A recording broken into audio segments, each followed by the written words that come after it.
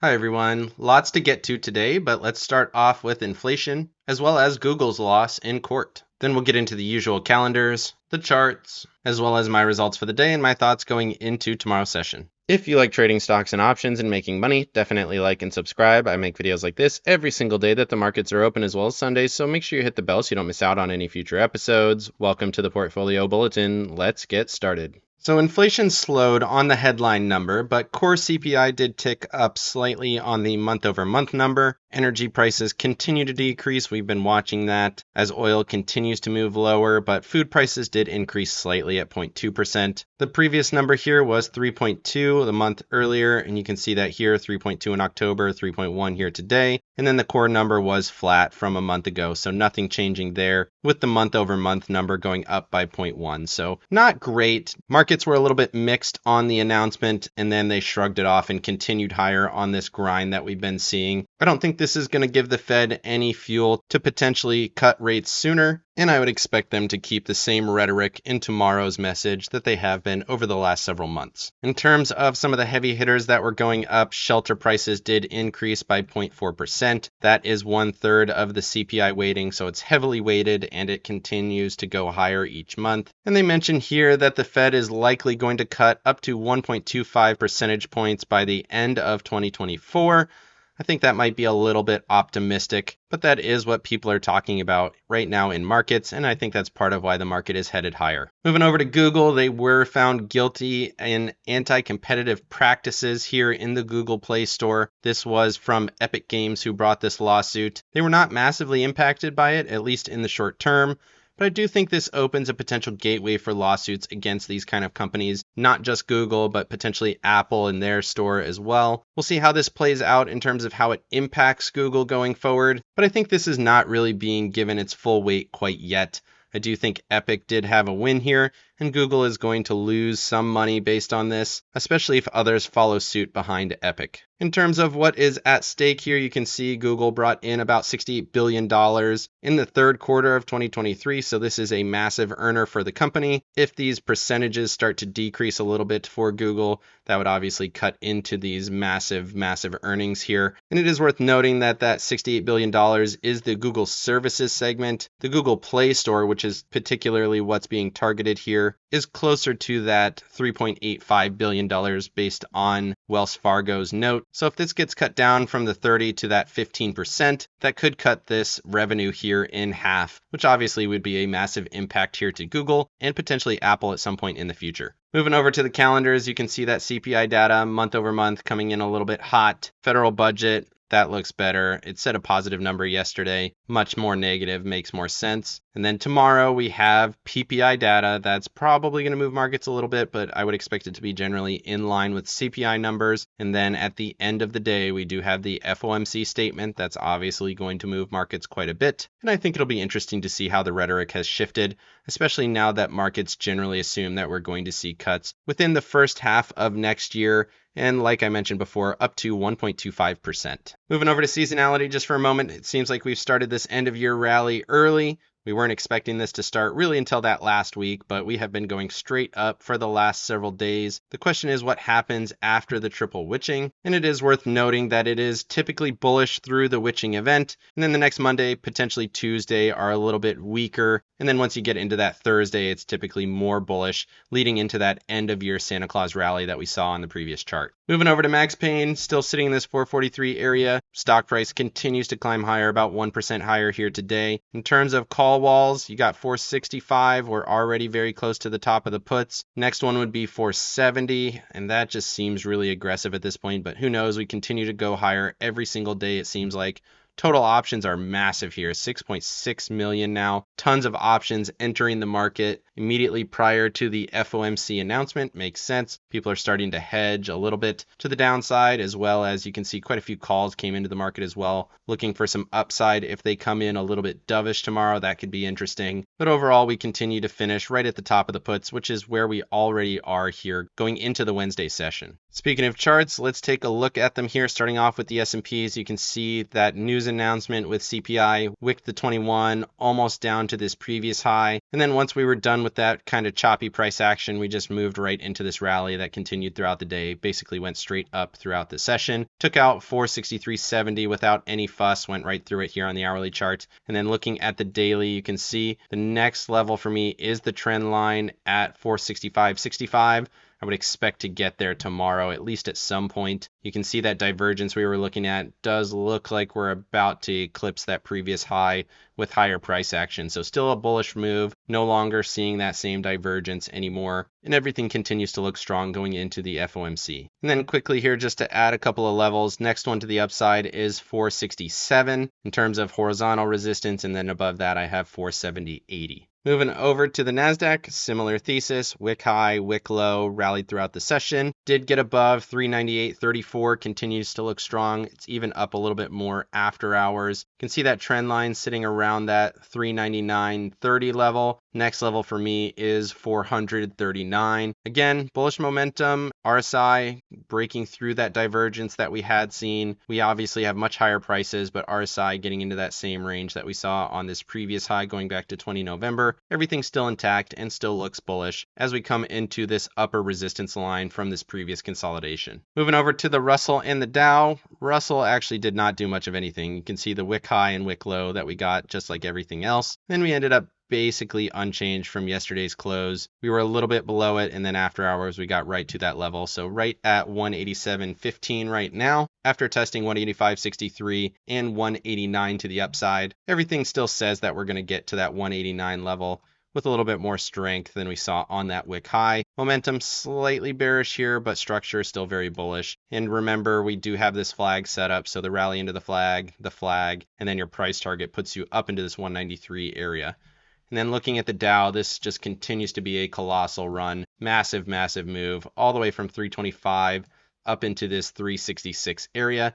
Next level for me, 369.50, which don't forget, that is all-time highs. So if we do get above that level, then we're going to be in price discovery here for the Dow. Moving over to Apple and Tesla. Apple did show a little bit of strength on the day. First candle, 0.16, second candle, 0.63. So pretty solid momentum ticking back towards bullish. RSI right at that SMA. You want to see it push through that level. Get up to that 196.79 level, and that is your all-time high. We did throw a couple of wicks above that, but definitely a critical level there for Apple. If we do get to that level again, be interesting to see what happens there. And at this point, it does seem like we're going to get to that level. Do need to take out this previous high here. Otherwise, you're looking at a low, kind of a double bottom, and then you'd be looking at a lower high, and then you would expect that to break down a little bit if we can't get above this previous high. But right now, it does look like it's going to happen, especially with the strength that we're seeing across markets. And then looking at Tesla, this cannot be any more boring. We continue to be in this consolidation. We did get that bigger move down that we kind of expected. I said it looked weak after yesterday's session, came back up, tested the 21 EMA, couldn't get above it. Broke back down to the 200 and this lower trend line that we've been holding in for this consolidation. If it breaks below this section here, then you would expect Tesla to be moving much lower out of this consolidation, which does seem kind of likely at this point. Moving over to Oracle on the daily chart, just to follow up with their earnings yesterday. We talked about how their earnings were not great, gapped down pretty strongly on the announcement, and then it did follow through a little bit more here today after testing that 103.84 level. Then we broke down further, didn't quite get to my next level at 114. I would expect it to get there over the next day or two. Obviously, it's oversold on this massive move lower, but catalysts like this can absolutely drive through those oversold conditions, and that's what I would expect here on Oracle. Moving over to the drivers of price right now, it is Broadcom going massively higher again on the day, over 4% higher after a 9% move yesterday. Massive volume, massive buying pressure. The price target from Citibank yesterday was $1,100. It does seem like we're going to get there. We're only $30 off here now after a $43 move today. So Broadcom going much, much higher. Then you got NVDA. Looks like a sympathy rally in my opinion. 2.2% to the upside. Need to see it get above that 21 EMA. If it continues to reject here, that's going to look quite bearish in my opinion. Right now it is stuck between that 21 and the 144. And just to round off the semiconductors here, we have AMD with another massive move, 2.38% So semiconductors benefiting from this AI boom, massive volume you can see in comparison to what we had been seeing, big moves higher, bullish momentum. Next level for AMD would be 144.93 if we break that 138.94 level, which we did test today. So did gap down, find support, and then rally through. So that's a nice move there for AMD. Continues to look very, very strong. Moving over to staples and discretionaries. Discretionaries continue to chop higher every single day. Just looks like a straight stair step. Next level, 174.76. We are just a little bit off of that. You would expect to hit it in tomorrow's session as long as the FOMC goes well. Probably going to hit it either way, at least on a wick, even if the FOMC is a little bit more bearish. And then looking at staples, gapped right through that level. You'll like to see it. Tested that 9 EMA once again and then held the rally up to 71.01. Nice closing candle there. You would expect to see the 144 as the next price target at 71.74. So staples continuing to grind higher, and basically everything is going higher every single day. Moving over to transports and industrials, both of these continue to go higher every single day, just like everything else. Grinding higher on weakening momentum, still a melt up. Price target here is still 260.14, and industrials did get above my 110.27 level, so I added one here at 111.14. That is the wick all-time high. It does seem like we're going to be in price discovery here pretty soon. Industrials are one of the sectors that are going to benefit most from AI, in my opinion. Obviously, semiconductors are getting a boost right now. But in terms of actual production, it does seem like industrials are going to benefit from that AI boom. Moving over to breadth, here I have the 20 and the 200. I wanted to do a little bit different here. You can see that the 20 is starting to chop down in this kind of flag. If it breaks out here, that could be interesting, up to that 98. That is typically the highest this ratio can go. Does seem like that's possible at this point. We're right at the top of the range. If it's going to break, you would expect it to do it now. And then looking at the 200, just continues to chop higher every single day. This is 5 days in a row of bullishness now. It is holding above my 64.74 level. Next one is that 76.04. See if we can find another level intermediate here. Let's go ahead and add one right at this neckline at this previous pivot point before this pullback at 69.39 for a little bit of an intermediate level. You can see that kind of marked a consolidation here going back to February of 23 as well. So we'll go ahead and take a look at that level going forward. So 69.39 and then 76.04. And then your highest point for this ratio is typically around that 91.42 level. And we don't really get there very often. The last time that happened was these highs going all the way back to April of 21. Moving over to yields just for a moment, you can see we did get a slight bullish candle on the 2-year. Seems to be going up a little bit higher, but we're still in a holding pattern waiting for that FOMC tomorrow. And then you can see the 10-year actually did pull back a little bit after testing that trend line. So important trend line here in the short term, at least. Still bullish momentum, which is interesting. RSI still above the SMA. If they come in a little bit more hawkish tomorrow and relock in markets to the idea that rates are going to stay where they are for a while, and they continue to say they are not talking about cuts anytime soon, maybe we see yields go a little bit higher. And then we'll see how that affects equities, at least in the short term. Moving over to the put-call ratio, I just wanted to highlight that we are not seeing a low on the put side. In fact, we're actually seeing puts kind of go a little bit higher, even with markets going a little bit higher. That is not typically what you see when you are culminating on a rally. Usually you see these rallies come in, the put-call ratio gets really low as people get super bullish, and then you kind of pivot point, and then you see the put-call ratio start to accelerate. And then you get a wick high, and then markets start to rally from there until you see the inverse. We did get a pretty low read here on 15 November, and since then we've kind of chopped sideways a little bit, and then we're showing a little bit of strength on this ratio, indicating that we can absolutely go higher in my opinion. Moving over to the dollar, not doing much of anything. It was down a little bit more than 0.25%, still chopping in the same range, still staying above 103.64, tested that level once again, still can't get above 104.41. Really, it's wicking this 104.20 level. And it just seems like we're in a holding pattern waiting for that FOMC tomorrow. Did get a slight step down on daily momentum, so maybe we see this roll over a little bit more tomorrow. But obviously direction is going to be dictated by the FOMC. Moving over to bonds, J&K right at that pivot point, $93, almost to the penny. We'll see if it can break above that up to 93.67. That's going to be a pretty big move here for J&K. We haven't been above this level for any length of time going back to January of 23.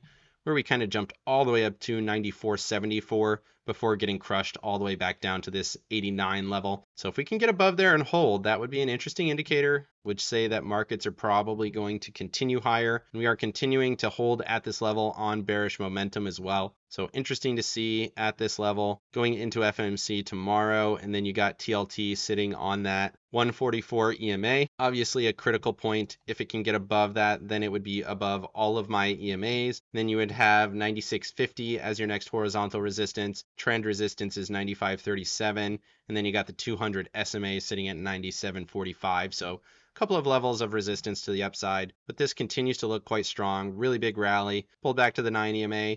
As long as that holds and it pushes through, then we can continue this up move on TLT, which has been quite relentless since this most recent low around 83.50. Moving over to volatility. Volatility continues to come out of the market. Momentum on both of these rolling down. Move index rolled down quite a lot. VIX continues to roll down here. Did break below all of these previous lows on a closing basis. We're also below all of these wick lows going back to June and August as well as September here. And then we got very, very close to my next level at 1117. The low on that wick was 1181. So very close. I would expect to hit that tomorrow at some point. And then we'll see what happens from there. Very pivotal level. That level actually goes all the way back here to these wick lows from November of 19. And then we did hit that level several times throughout this time period.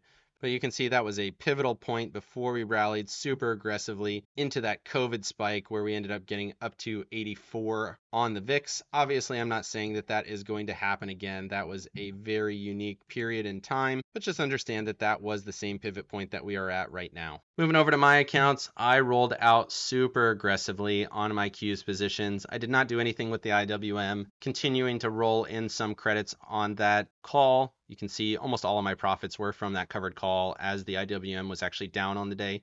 So that's helping me a little bit. I'm only at $48 credit and I have a $48 profit and I have $500 credit, which does give me a max profit of $188 on that position. So about another $1 of upside over the next 2 days. And then we'll see what we're going to do from there. And then looking at the Qs, like I said, I rolled out and up super aggressively. I'm now sitting at 395 for 45 days from now. That is as far out as I am willing to go. The 45-day cycle is something that I am willing to do occasionally. This does seem like one of those situations, and that does put the max profit on this position at 406. You can see $11 credit at 395 for 45 days, so 406, which isn't terrible. That's about a 4% protection over the next 6 weeks or so. And then over the next 3 weeks, I have $8 credit here at 395, which gives you a max profit of 403. And then on the put side, I had some 396 puts for today. Those were max profit.